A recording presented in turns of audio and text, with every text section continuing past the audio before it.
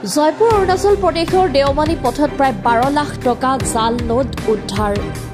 অহা 15 আগষ্টৰ উপলক্ষে জয়পুৰ দেওমালী পথত নাগাছেক ডিএছপি প্ৰসিদ্ধ দাস আৰু জয়পুৰ আৰক্ষী চকীৰ ভাৰপ্ৰাপ্ত আৰক্ষী বিষয়া উত্তম মালাকাৰৰ নেতৃত্বত এটা দলে তালাচী চলাই থকা সময়তে প্ৰায় 12 লাখ টকাৰ জাল নোট উদ্ধাৰ কৰিবলৈ সক্ষম হয়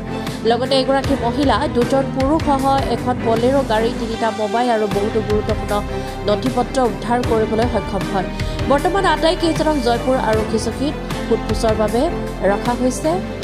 আৰু বৃহৎ পৰিমাণৰ জাল নোট উদ্ধাৰ কৰাত নাহৰকটীয়াবাসীয়ে সন্তোষ প্ৰকাশ কৰিছে new report Assam north east news live দেখা গৈছে স্যাৰ বহু মানে জালি নোট আপোনালোকে ধৰিছে কি ক'ব আজি আমাৰ সেই 15 আগষ্টৰ কাৰণে ইয়াতো যিটো অৰুণাচল অসম অৰুণাচল যিটো এইটো ৰাস্তাটো আছে নাকা চলি আছিলে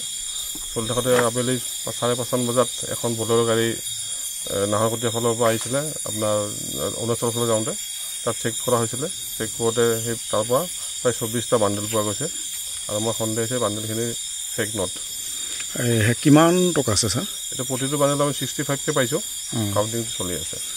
মানুহ কেইজন আছিল মানুহ 3জন আমি এতিয়া পিক আপ মানে ৰিটাৰ্ণ কৰিছোঁ সোধপোছ কৰিবৰ কাৰণে বেলেগ কিবা বস্তু উদ্ধাৰ হৈছে নেকি স্যাৰ না তাৰ বাহিৰে বেলেগ একো উদ্ধাৰ হোৱা নাই ঠিক আছে তেওঁলোকেও